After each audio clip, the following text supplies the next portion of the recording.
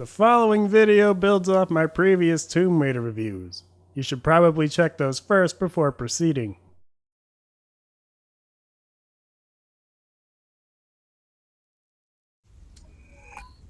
Tomb Raider Underworld was released in 2008 for all main 7th generation systems, the PC, the mobile phone, and the N-Gage 2.0.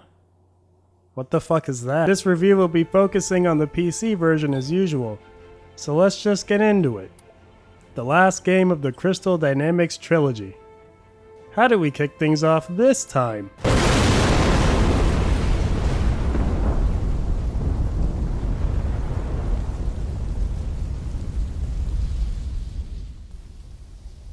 Oh. This time around, Croft Manor is once again absent as a separate practice stage because it's going to serve as the game's actual tutorial. Despite the scenery, Lara's not really in any danger, so as long as the platforming segments are completed properly, the player isn't in any harm's way. You'll get introduced to the basic skill set just by running through this brief section, and it's certainly a different way to start things off. Of the classic versions of Lara I mentioned, the one from Last Revelation was my favorite to go back to for the level of polish it brought to the controls. Of the Crystal Dynamics trilogy, Underworld Lara is definitely my favorite to go back to and revisit. She basically has all the skills from Anniversary, but a few simple tweaks really take her platforming options to new heights. She can stand on the bars she swings from and walk across them like a tightrope. She can wall jump on flat surfaces a few times, she can climb on the little rocks in the walls, and the overall speed at which she does these actions have been improved thanks to the re-addition of sprinting. This improves her land traversal, underwater swimming, and tightrope walking. See? This is fine. See this? This is how you do this! It doesn't seem like much, but these little additions greatly change the way some of Lara's obstacles are laid out, even going some ways towards disguising the way forward at times. The manual grab feature from the previous game is gone, but it honestly didn't bother me this time around. Level design here never really gave Lara those annoying conflicts of interest that were present in the last title. The team were definitely at the top of their game with this one because they lay out a pretty good number of unique ways to get around. It's definitely a step up from the wall crawling of Anniversary. My favorite little change definitely has to be the option to kill all of the HUD elements. It makes me feel like I'm enjoying one of the classics again. I can turn off the little blue circle that alerts you to grapple points, forcing me to observe the environment. I can turn off the little target reticules around enemies so it's back to the good old days where Lara would just point a gun at a fellow. Most important, I can turn off all the hint text so my frame is always going to be nice and empty. Only Lara and the environment. Just the way I like it. Actually, scrap that. The best change is definitely how they tweak the QuickTime events. This shit with the stupid arrows are gone. Now the game just introduces sudden shocks to traversal. Sudden shocks to traversal. Fucking A, man. You'll be running along until something sudden happens, time slows down, and then you have to quickly scan your environment and act accordingly. This is a dramatic improvement over the flashy and skippable cutscenes of the last two games because these moments use the same controls as the standard gameplay. My favorite instance of this is when the ground breaks out from under you in Thailand. Instead of this flashy scene of Lara grappling to her safety or something, you just have to react with the grapple hook when you spot the gold latch on the wall. It's quick, it accomplishes the same thing, and it doesn't destroy the flow. Honestly, all of the design decisions here are vast improvements across the board. Even set pieces that would normally rely on context-sensitive QuickTime events are fully playable in real time. With everything it has going for it, Underworld should certainly represent the pinnacle of gameplay for Tomb Raider. While it does a lot right, these two things hold it back from achieving perfection: its length and Lara herself. All of Lara's design changes are positives, but she's a tad broken in this one. It doesn't come close to being on the level of Angel of Darkness, but she certainly displays some quirky tendencies. The best word to describe it is spastic. She's pretty spastic around her environment at some points. When she works, she's wonderful to control, but then there's some questionable things.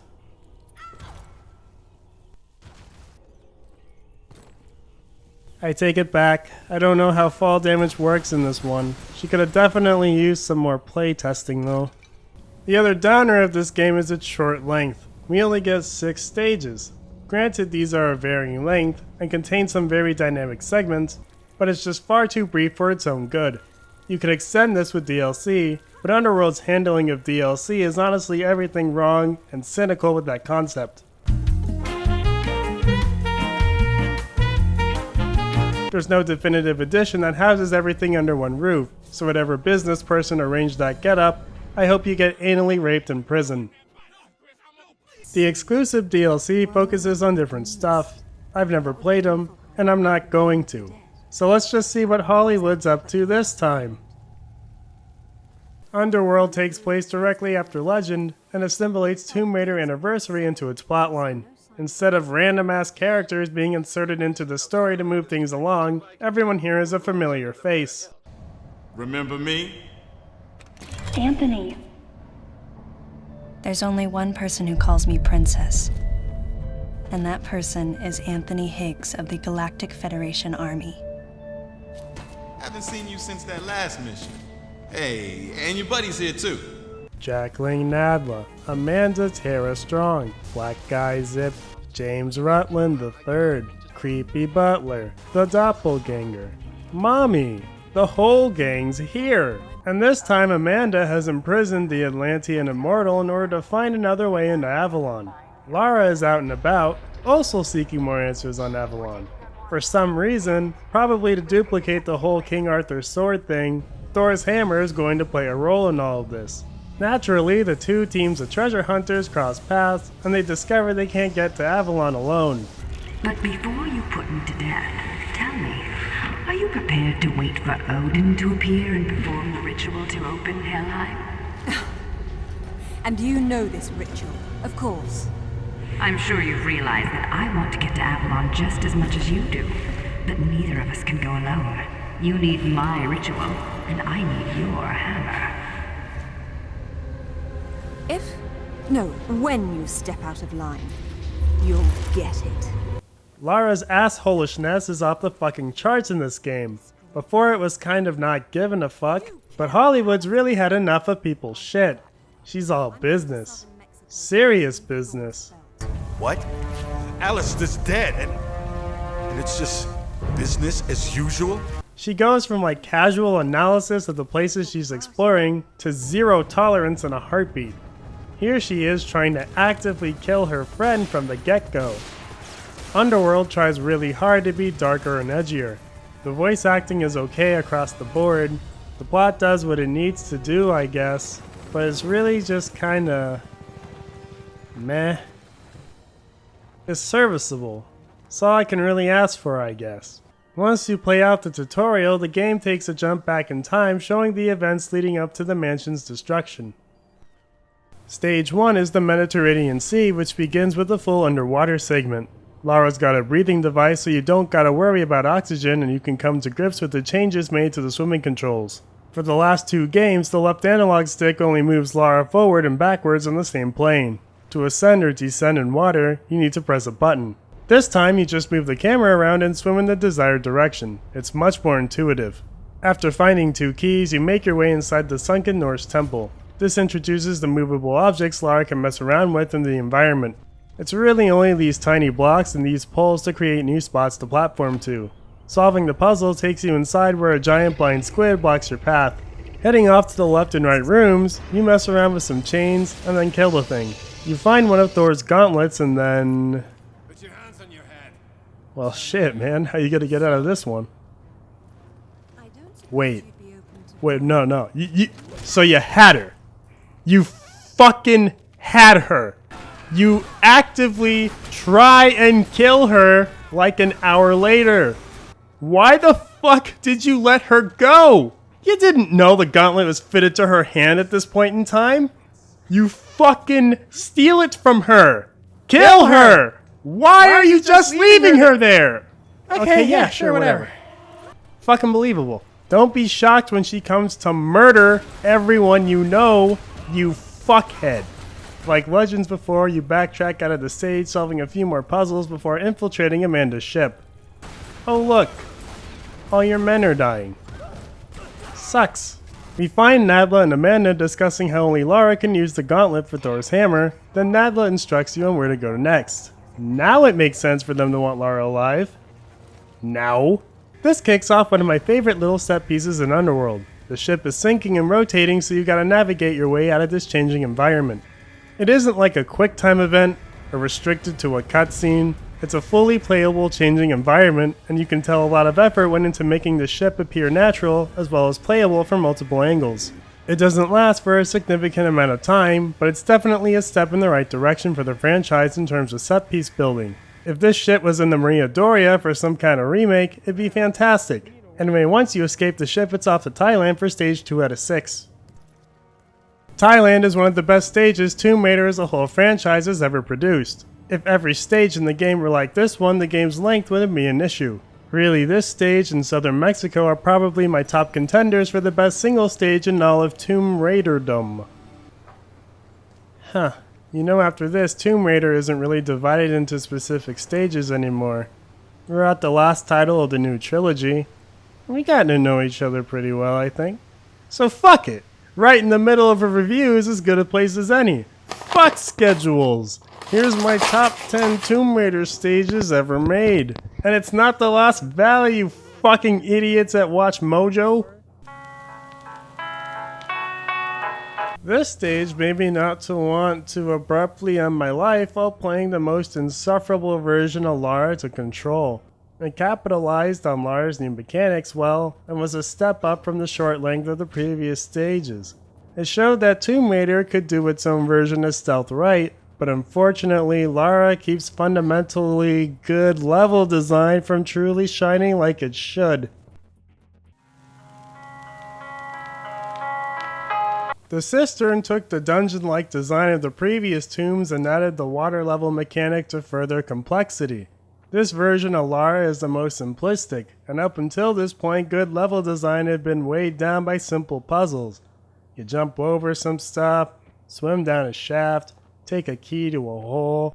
This stage made you think about your traversal and really pushed Lara's movement options. I'm not a fan of the whole for its time argument when it comes to gaming. You either got it or you don't. And the original CISTERNs definitely got it. It's just a shame this stage had to get neutered by its remaster. A child half beaten to death by a zombie that hasn't had its dick sucked could play through the stage, but it's just enjoyable to do every time. This is the one I look forward to every single time I take Legends out for another spin. The stupid decisions that plague the other stages are mostly absent, and Lara's new platforming tools are allowed to shine through. How your brain might actually break a sweat if you're going for all the secrets. And it's a stage that should have happened much earlier, and really should have set the pace for Legend. On aesthetics alone, this is my number one. I would take it out to a nice Italian dinner, compliment it on its eyes, then have the decency not to fuck it after the first date. But it's also the stage that really set the pacing for the rest of Tomb Raider 2. Linearity in a sprawling area. Now what does that mean exactly? Take something like St. Francis Folly. You can complete this stage in literally any order you want. Get to a door, solve its puzzle, and take the key to the bottom. Fuck whatever order it is, you do it. Given that you're not like glitching your way through the opera house, it's the opposite of that. You will play through the opening bit, do that section of platforming, head to the back of the stage and flip the switch, so on and so forth. You gotta solve it the same way every time. For first timers though, this path isn't explicitly clear once you enter the main building. The space opens up so you can find yourself exploring other things until you find that next thing you need to do. If you replay the stage hitting all the points when you have to, you'll find the level loops you to every area at least once. Typically, if you backtrack in Tomb Raider 2, it usually means you're not exploring efficiently. Then you got those traps that don't necessarily have to get activated, but are there for people searching every nook and cranny. Enemy placement is also generally good. Definitely one of that game's best. Last Revelation's strength was in the way multiple stages link together with each other, but the Temple of Isis feels like its own contained challenge, and a great one at that. It gets the theme down, the oil puzzles were novel, and some of the beetle pieces were completely useless was a good touch. Wait, what? That chase from the scarabs, working her way through Cleopatra's area, it just gets the Egyptian tomb raiding thing. There were puzzles that required good movement and execution, as well as puzzles that required you to think about how you were getting around your environment. Things generally have to play out in the same order, but there's some room to change things up as well, like when you're gathering the beetle pieces. Throw in the Golden Lara set piece and ending boss fights, and you've got a satisfying tomb to raid.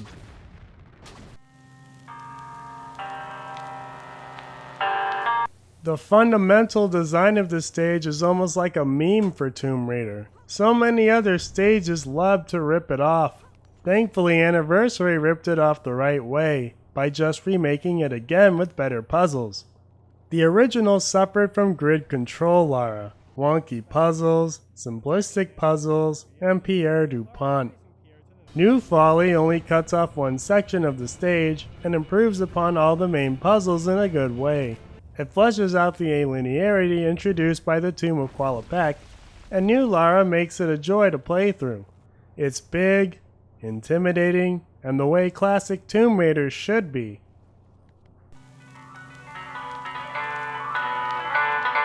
Most of Tomb Raider 3 had questionable level design, but Area 51 doesn't fall into that pattern of bad decision making.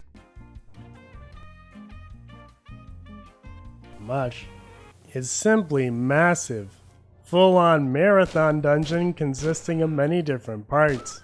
Aiding prison guards, launching shuttles, finding illegal shit, and aliens. Where all other areas of Tomb Raider 3 ended with boss fights, Area 51 decides the best boss fight is a challenging area to explore, and they're absolutely right.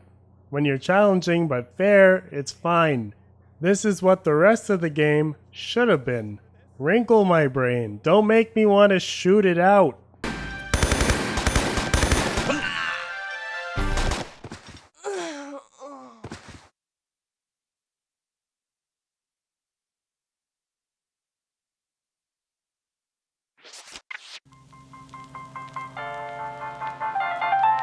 It's just a great challenge stage.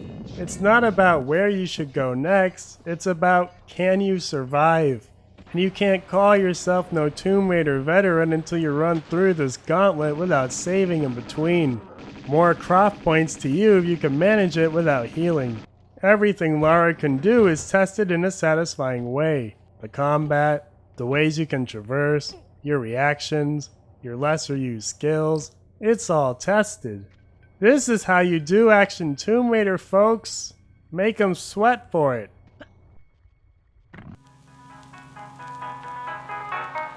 I'm at the point where I should be reviewing this stage anyway, so why not? What makes this stage so wonderful is that it feels like you're doing everything in one sitting. In old Tomb Raider, certain sections are broken up into stages. Venice, for instance, is broken up into the city, the Mafia hideout, and then the Opera House. Greece is broken up into the Folly, the Colosseum, Palace Midas, the Cistern, and the Tomb of Tihocan. Coastal Thailand feels like you're entering an area and not a stage of that area.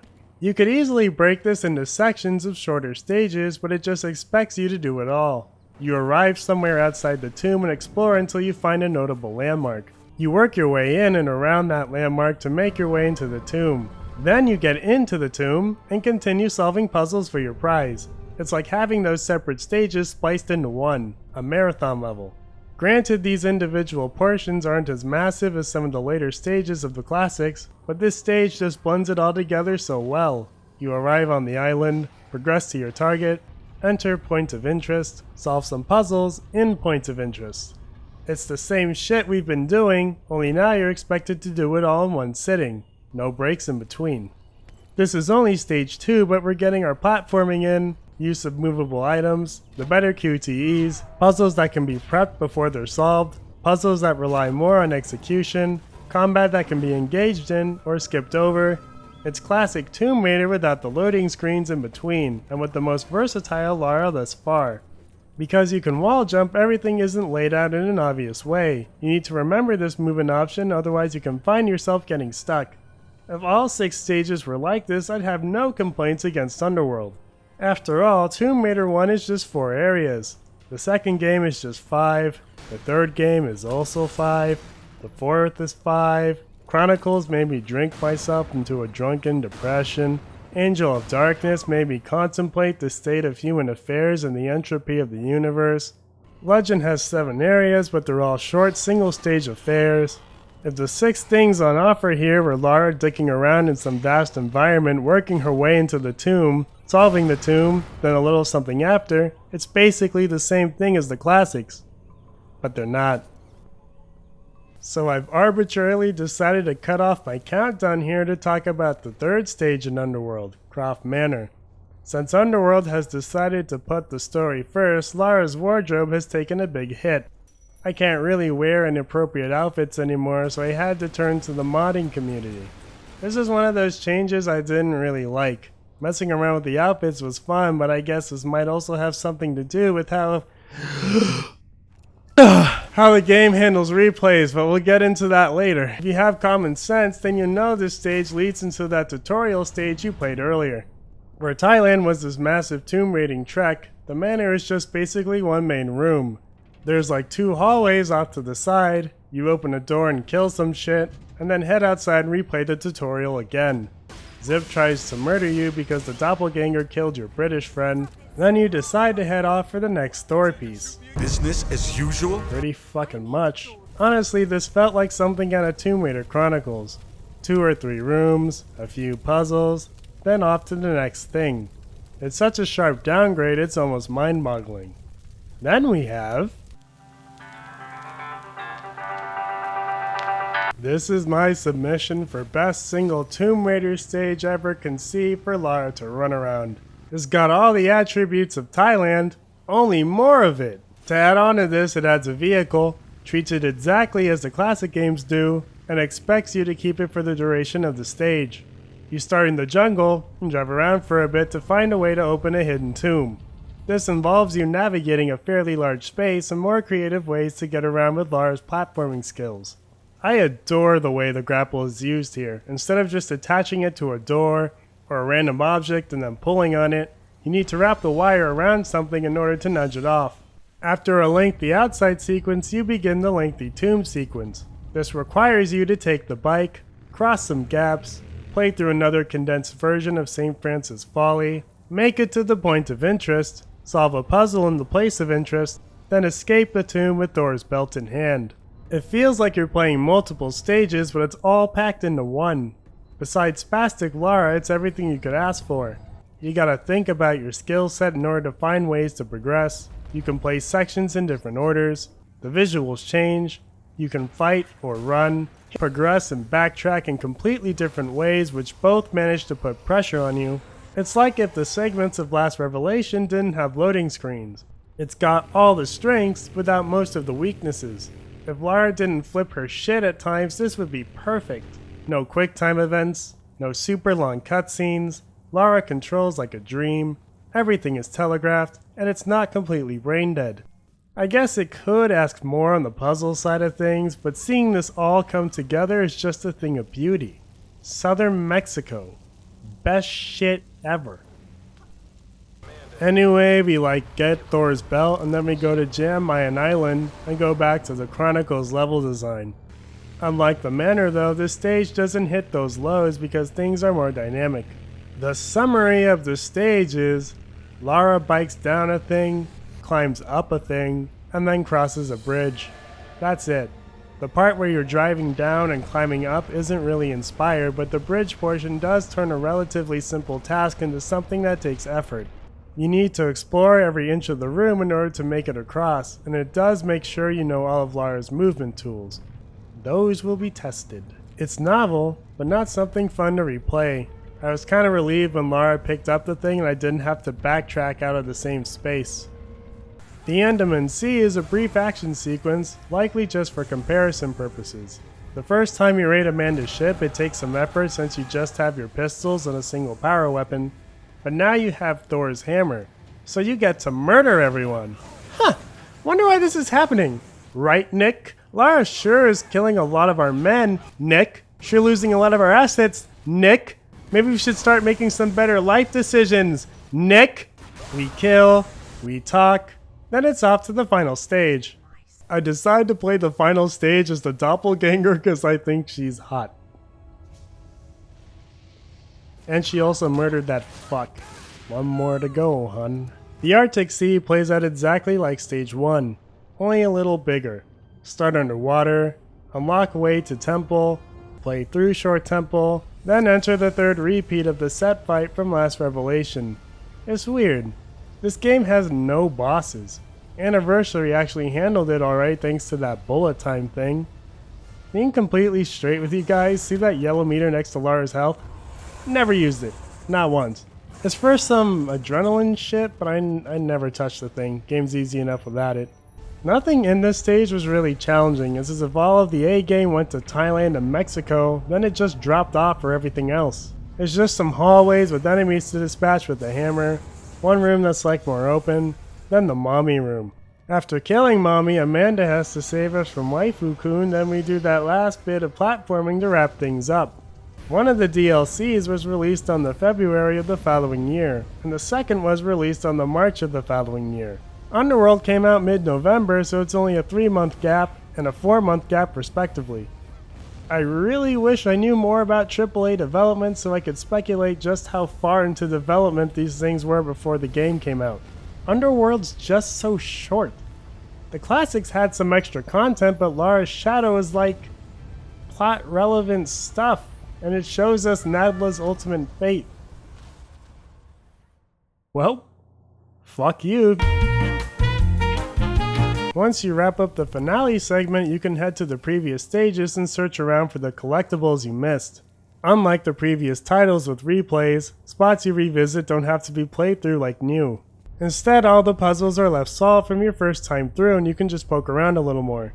This is probably why the outfit selection had been minimized. You can easily run through the completed stages, so there's no fun playing things again. There's also a weird restriction on how you can move between stages. Once you select an area to replay, you can't freely swap to another one until some arbitrary amount of time passes. I don't know what it is, it's just bizarre that they restrict you from freely swapping between stages. Underworld is certainly an odd game. On the one hand, best Lara control scheme, some of the best stages the series has ever produced, great set pieces, and it makes good decisions when it comes to cutscenes, QTEs, and the like. On the other hand, really lazy stages, spastic Lara, a story that's just kinda meh, a reduction in the bonus features that made the last two titles fun to replay, and the worst use of DLC in the franchise. It definitely made more good changes than bad when it comes to gameplay, but when you step back from it all, there's two really great stages, two viable ones, and two that are just kinda short and lazy. Another mixed bag. It just kinda sucks. 9 games and the perfect Tomb Raider doesn't really exist between any of them. The first 5 have the hurdle of a grid system and tank controls. You can overcome them and find some satisfying level design, but you're left hurting when you see just how much better Lara can be herself. Then you've got games where Lara handles like a dream, but then the corners are cut in level design. Or the game begins adhering to modern trends in an annoying way. Each title's got its strengths and positives, but no single title manages to represent all the positives of the franchise in a single spot. If you want to challenge your brain, then it's Tomb Raiders 1, 2, or 4. If you want good controls, it's Legend, Anniversary, or Underworld. Stellar level design can be found in either generation, but then it's either attached to wonky controls, simplistic spaces, or other levels that aren't as engaging.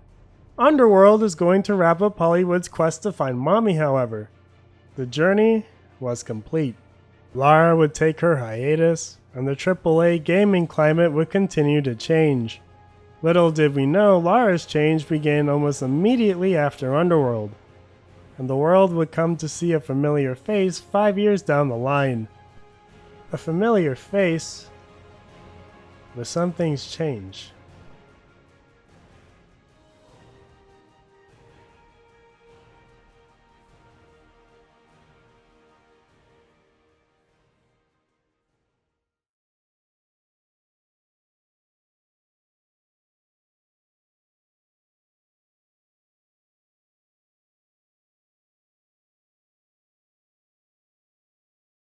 A famous explorer once said that the extraordinary is in what we do, not who we are. I'd finally set out to make my mark, to find adventure. But instead, adventure found me. Remember me?